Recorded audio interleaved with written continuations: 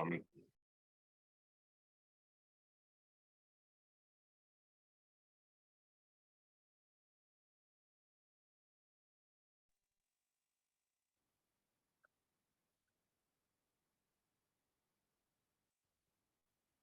Costa a porta aí, por favor.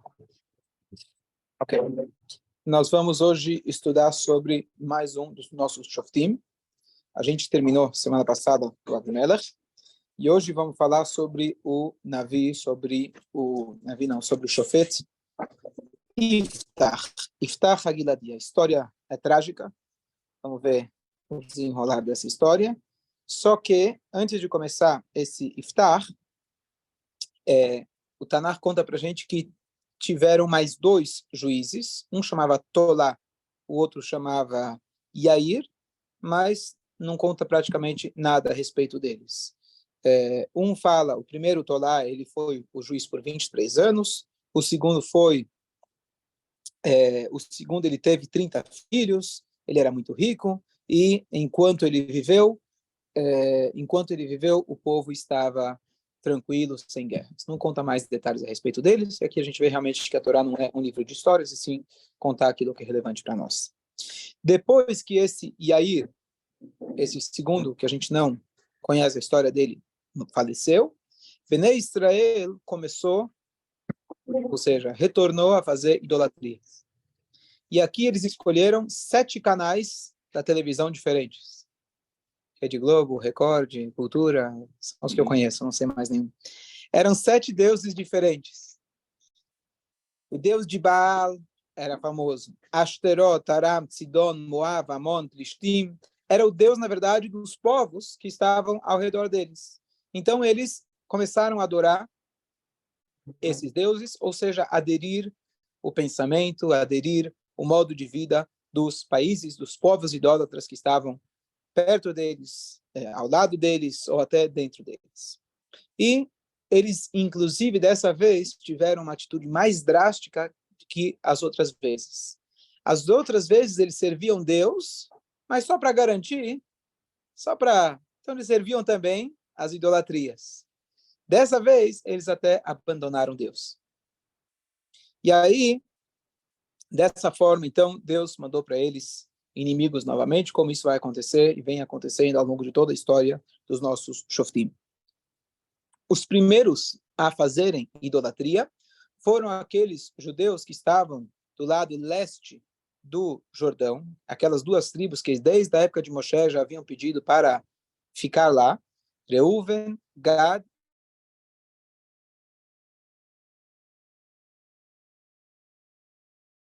ficar fora de Israel. Então, uma das coisas foi que eles foram exilados em primeiro lugar. A história das 10 tribos, eles foram os primeiros. E aqui também eles foram os primeiros a fazerem idolatria.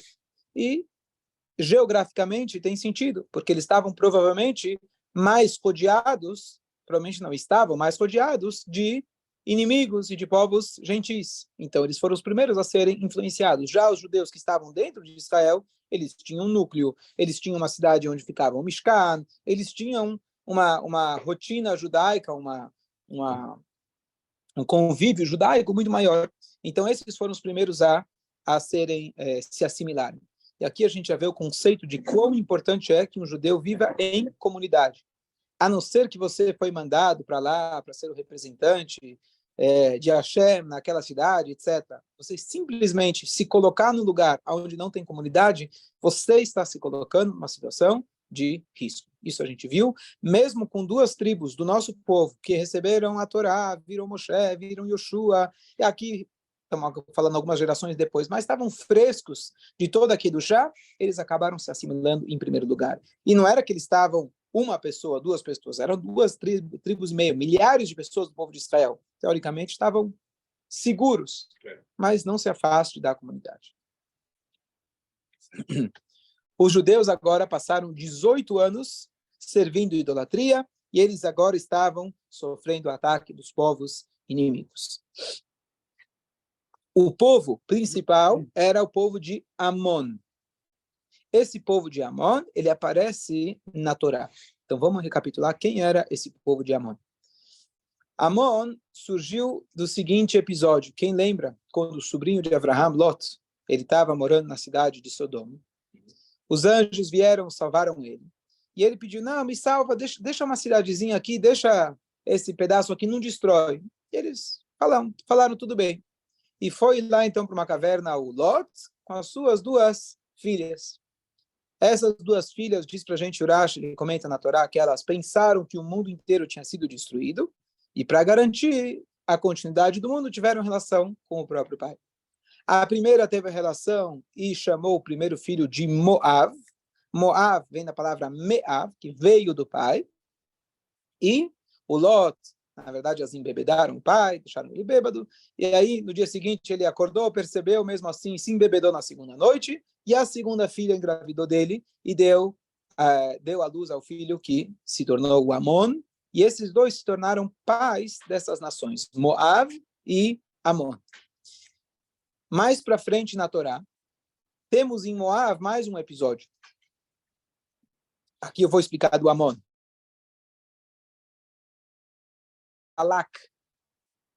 Balak, ele contratou o Bilam para amaldiçoar o nosso povo. Ele estava no povo de Moav. Tudo bem. Teoricamente, você vai dizer, bom, depois que ele tentou amaldiçoar o nosso povo, a gente pode fazer uma guerra contra eles. Mas Deus falou para poupar o povo de Moav e o povo de Amon. Não fazer guerra contra eles, porque deles sairiam pessoas especiais. Então, de Moav saiu a famosa Ruth, que deu origem ao rei Davi, e de Amon saiu a Naama, que não vem agora o caso, a história dela, a gente ficou de pesquisar da outra vez. E, então, o que acontece? De fato, apesar que eles provocaram a gente, etc., a gente não fez nada contra eles no passado. E aí, isso é importante, essa introdução, para a gente lembrar os episódios de Amon, Moab, na Torá, para a gente ver depois o desenrolar da história. Ok? Então, finalmente, depois de 18 anos, o povo começa a pedir para Hashem, falar, Hashem, ajuda a gente, percebamos que erramos, fizemos idolatria, dá uma forcinha para a gente. E, então, Hashem, ele se dispôs a ajudar o povo judeu, uma vez que eles deram um passo de começar a fazer tchuvá. Só que a tchuvá deles não foi completa. A tchuvá deles foi com um pé para dentro, um pé para fora, sempre mantendo um pé atrás. Então, agora eles vão se reunir, o povo de Israel vai se reunir para fazer uma batalha. E dessa vez vai surgir um juiz diferente de todos os outros. Os juízes anteriores, principalmente o que a gente viu, não o Avimelech, mas o pai dele, o Gidon, ele foi apontado pelo anjo, por Deus, e Deus deu para ele diversos sinais que ele realmente foi escolhido por Deus. Dvorá, também, todos os outros, eles foram apontados por Deus. Esse aqui, tirando o Avimelech, que ele acabou conquistando. Esse aqui não conquistou por força própria, mas ele foi eleito pelos anciãos do povo judeu. Esse vai ser o Iftar. Então, aqui a gente já vê que já estamos numa decadência espiritual, aonde o Shofet, a gente falou que o Shofet anterior, tirando o Avimelech, que ele foi um criminoso, o Shofet anterior, o Gidon, ele foi escolhido por Deus, mas dá para ver que a fé dele não era no nível mais alto, ele pede sinais para Deus. Agora tem uma decadência maior ainda, que esse que vai ser eleito pelo povo, sequer era um estudioso da Torá, não era um tzadik, ele era temente a Deus, razoavelmente falando, ele era temente a Deus, ponto final. E ele vai ser eleito pelo povo. Guerra, e eles precisam de um general, um líder. E agora vai surgir, então, esse Iftar. E aqui começa a história do Iftar. Quem era esse Iftar? Então, esse Iftar, ele era da tribo de Menashe, e ele era filho de um homem chamado Gilad. E a mãe dele é descrita aqui no Tanar como Zoná, que a princípio, Zoná significa uma mulher de rua, assim por dizer. Uma linguagem mais... Então, tem opiniões que dizem que era literalmente, outras opiniões que ela era a concubina do marido. Como a gente já tinha comentado, que o Avimelech era filho da concubina.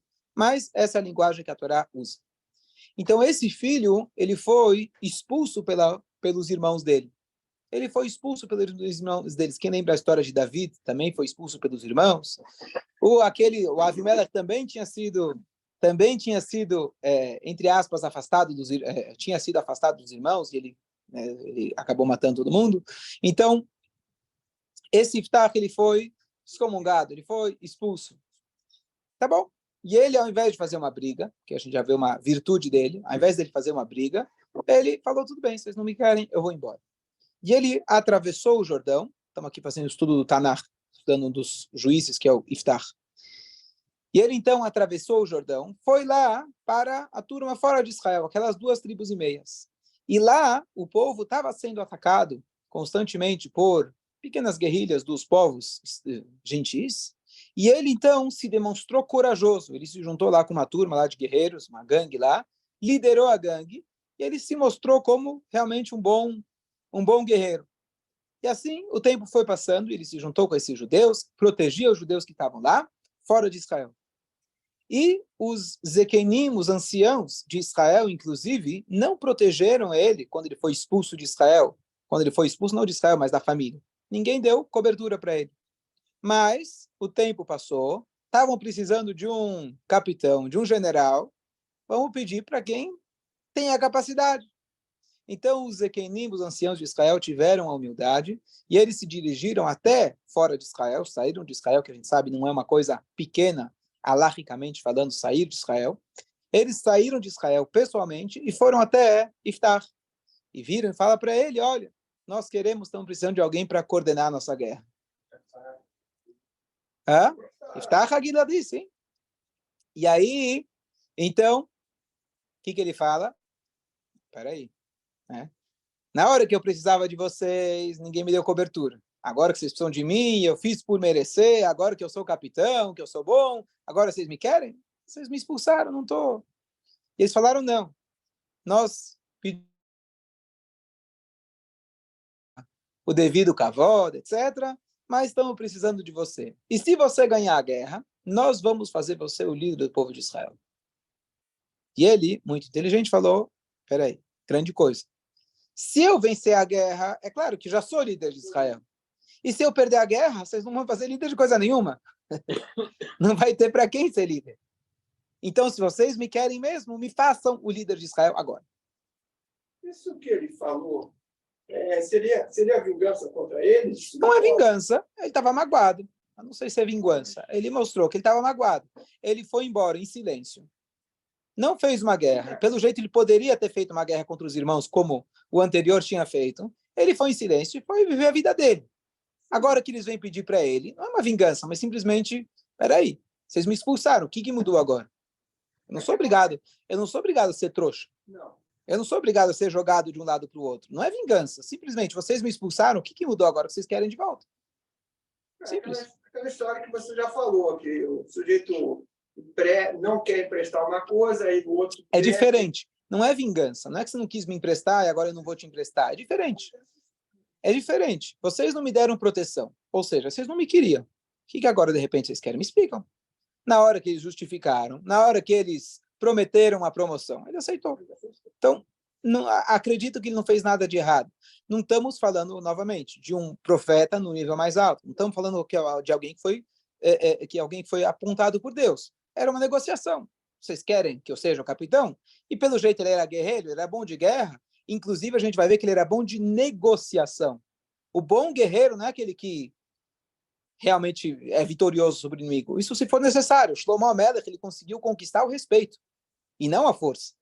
Então, esse Iftach, a gente vai ver que ele era bom de negociações. E eu pensei no paralelo, a gente vai ver agora logo o que vai acontecer, o que Israel está fazendo com os países árabes, tentando pegar pelas bordas, digamos assim, fazendo as pazes.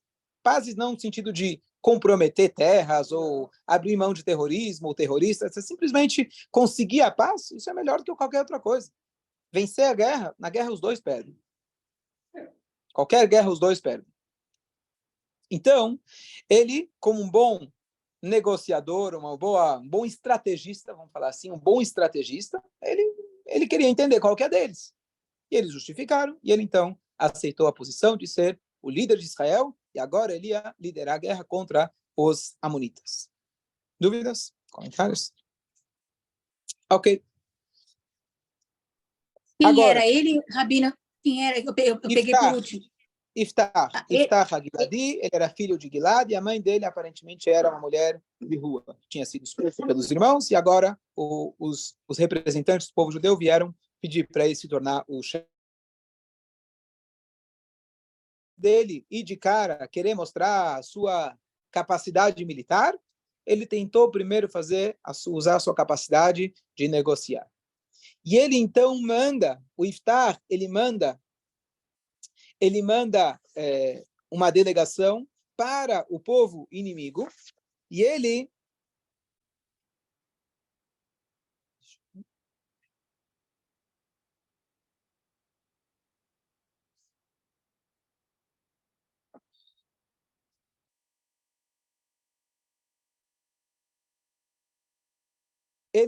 manda uma delegação para o povo inimigo, e ele fala, olha, por que vocês estão incomodando os judeus? Qual o problema de vocês? Eles falam, como? Vocês pegaram nossas terras. Vocês roubaram da gente nossas terras. Conhece essa história? Parece familiar, né? E aí ele vira e fala, ele relembra a história da Torá, que foi aquilo que a gente falou no início, de que em nenhum momento nós pegamos a terra deles. Hashem, na Torá, disse para não mexer com esses dois povos.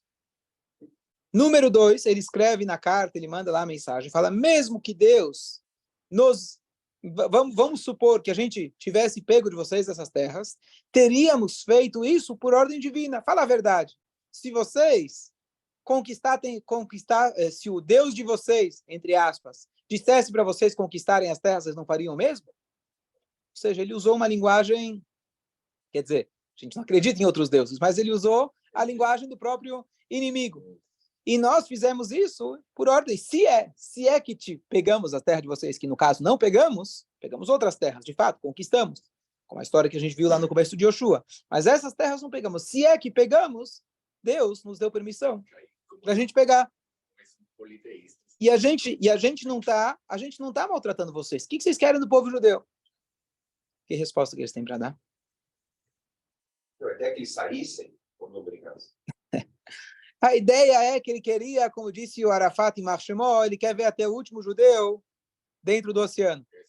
Essa era a ideia dele, de todos aqueles inimigos do povo judeu que existiram e que existem.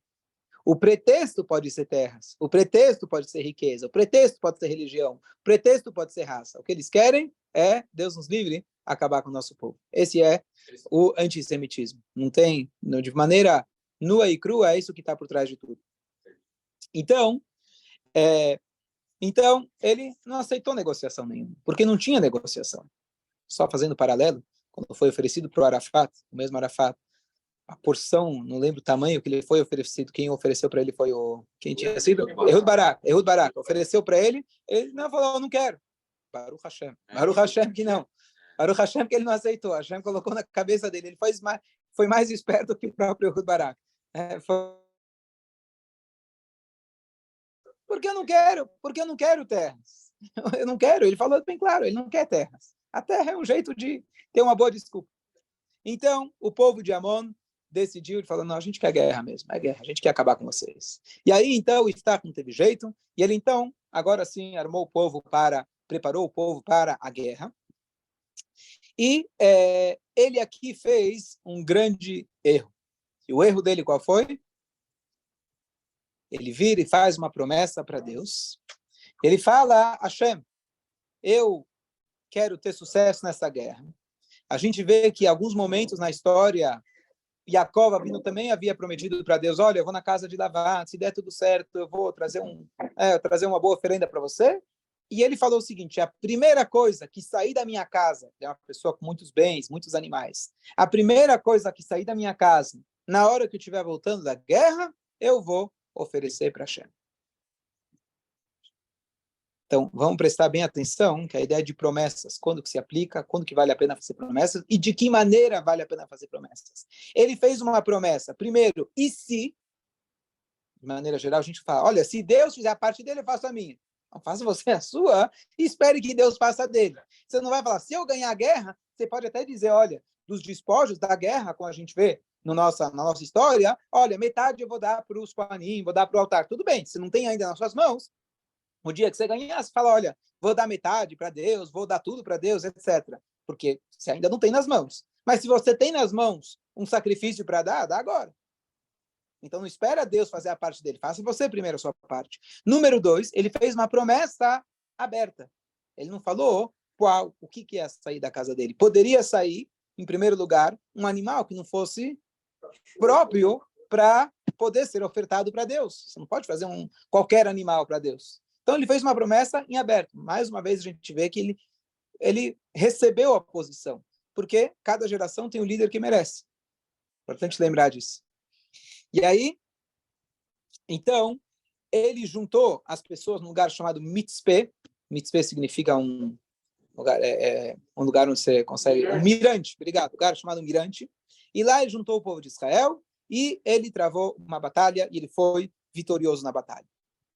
Não temos muitos detalhes da batalha, mas quando ele volta para casa da batalha, a filha dele, que estava muito feliz com a vitória do pai, ela queria agora um autógrafo, queria tirar uma selfie com o pai, mostrar para as amigas, postar lá no Facebook, ó aqui o guerreiro, ó meu pai, olha quem eu sou. Então ela saiu lá com tambores lá, feliz, para saudar o pai dela.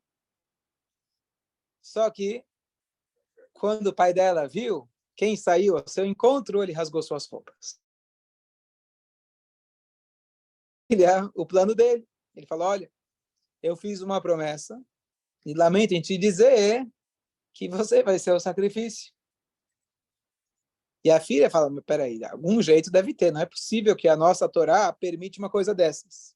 Mas lembrando que uma das coisas que a gente diferenciava um judeu de um não-judeu naquela época é que a prática idólatra era de levar o seu filho e dar ele para a idolatria e sacrificar o seu próprio filho. Então isso era o pensamento gentil da época. Essa era a prática comum. Tantas coisas que a gente faz hoje, daqui a alguns anos vai falar que é um absurdo. Naquela época, esse era o comum.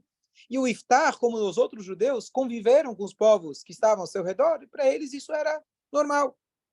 Mas a filha falou e argumentou, mas espera aí, não é possível que a Torá permite uma coisa dessa. Ele falou, pode até ser, mas eu sou um líder de Israel, a minha palavra tem muito mais peso, eu não posso voltar atrás da minha palavra.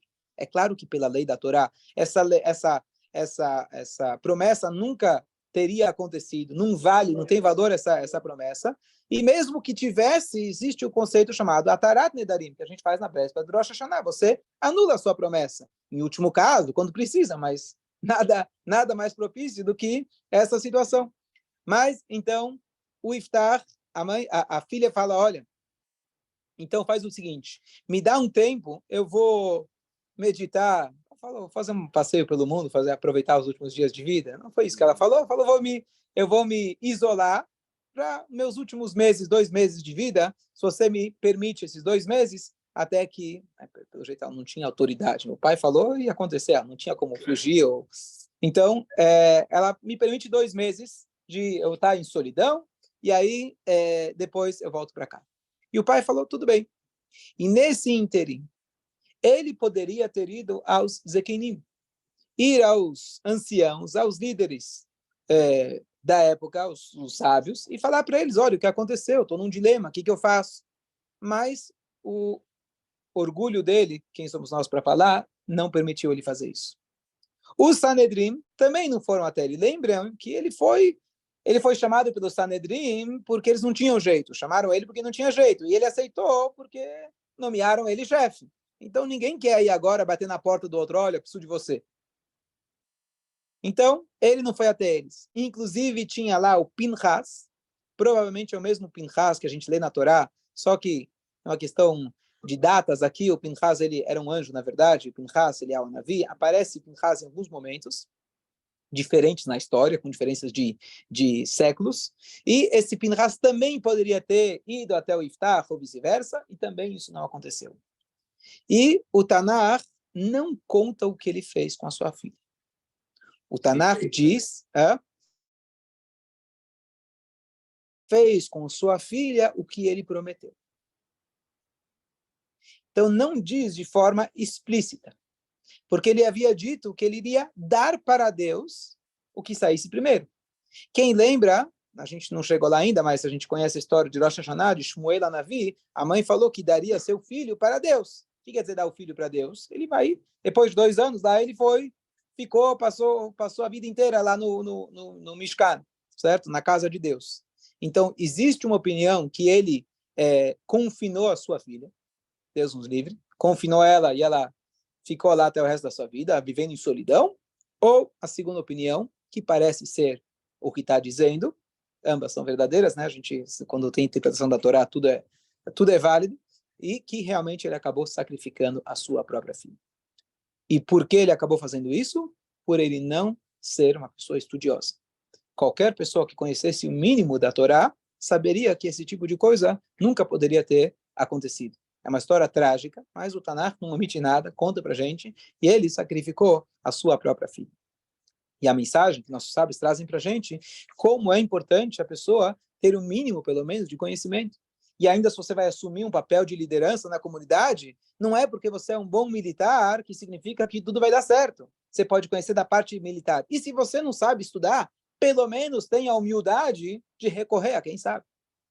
E seguir as diretrizes. Porque de uma forma ou de outra, isso vai implicar na sua vida. Então não basta ser apenas um chefe militar. Mas a Guemará não traz nada sobre isso? Só mais um detalhe. Se ele tivesse ido aos sábios, provavelmente os sábios diriam, esse tipo de promessa não existe, não recai. Ou eles poderiam, na verdade, redirecionar essa promessa. Existe uma situação na Torá que eu viro e falo, olha, eu quero dar o seu valor para Deus. Igual que a pessoa fala, eu dou 20 rai, eu dou 30 rai, múltiplo de rai. A pessoa pode falar, eu quero dar o valor de fulano. E a Torá estipula o valor. Claro que a vida não é mensurável, mas existe um valor digamos assim, relativo, que se dá à pessoa de acordo com a idade, sexo e etc. E a Torá fala. Então ele poderia ter pego esse valor. Os sábios iam falar, olha, você prometeu sua filha para Deus? Tudo bem, pega lá 50 moedas, o que for, e dá para o Mishkan. E eles, então, de maneira muito fácil, poderiam direcionar essa promessa e ele sairia de lá completamente isento.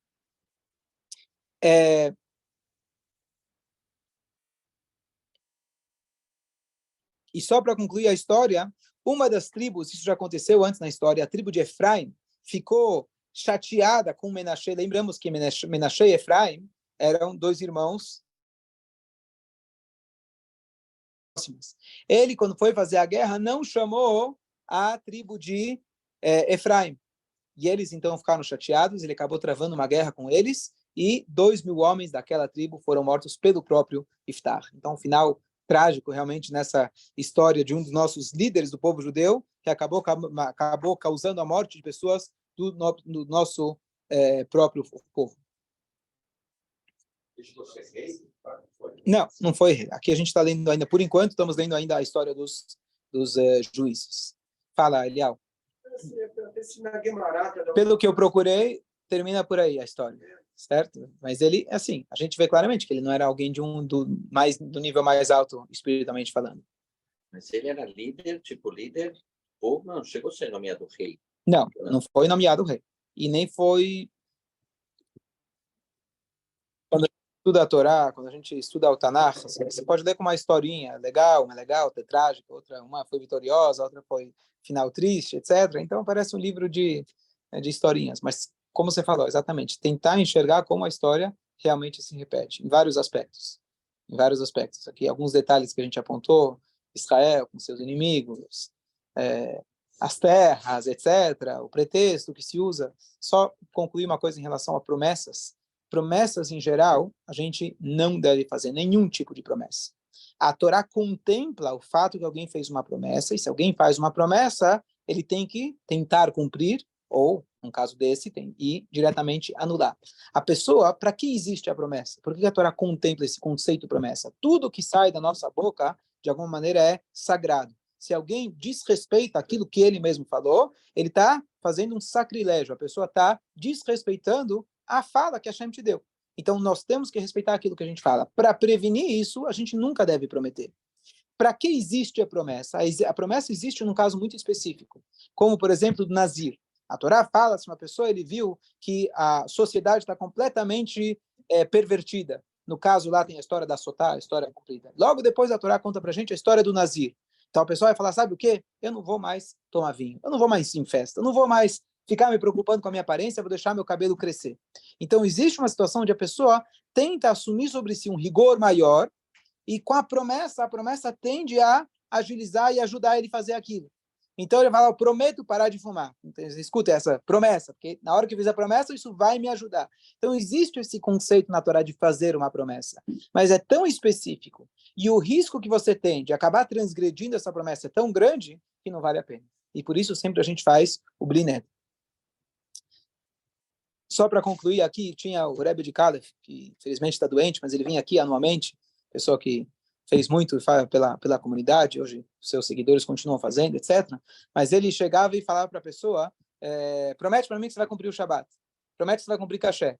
As pessoas assim, Rabino, eu prometi para ele, o que eu faço agora? Falei, você não prometeu, você jurou. Quando você estava no Monte Sinai, nós, o povo judeu, juramos para Deus que íamos fazer tudo o que ele quer. Não para menosprezar a promessa que ele te fez fazer. Saiba que não é através dele. Ele te fez fazer prometer para você acordar e começar a fazer mesmo. Mas não é uma promessa nova. A promessa recai sobre alguma coisa que você não tem obrigação. Aqui que você já tem obrigação, você não tem uma promessa, já tem um juramento já de vida, de milenar que você tem que fazer. Então, de novo, a ideia da promessa é sobre algo que você quer pegar um rigor a mais, algo além, e você quer se garantir pela situação que está acontecendo. Então, eu prometo que vou ler Teilim por X tempo pela situação que está acontecendo em tal lugar, etc. Então, a promessa, ela tende a te forçar, mas incentivar. Mas mesmo assim a gente deve evitar. E aí vem sempre o Bli Neder. E promessa não é apenas quando a pessoa fala, eu prometo. Mesmo que você não dizer eu prometo. Se você fala, eu vou. Vamos estudar amanhã, vamos. Se você não vem, você está desrespeitando a sua promessa. É uma proibição bíblica. Então sempre a gente deve falar o Bli Neder, para garantir que a gente não... E aí, justamente por isso, que antes do Rosh Hashanah, a gente anula as promessas, dizendo, é tão provável que a gente acabou falando coisas e a gente não cumpriu, então a gente quer eliminar esse problema, então a gente anula as promessas. Não que estou falando que tudo que eu falo não vale mais nada, não é isso. A pessoa diz, Bli Neder, né? Prometi que ia te pagar, prometi que não sei o quê, agora chegou o Rosh Hashanah, estamos zerados. Não, não é isso, certo? É só para aquelas promessas que você, vai que eu disse, vai que eu acabei falando sem perceber, então eu estou anulando. Mas o correto é sempre a gente colocar no nosso vocabulário a palavra Bli Neder. Ok. O que mais? Vamos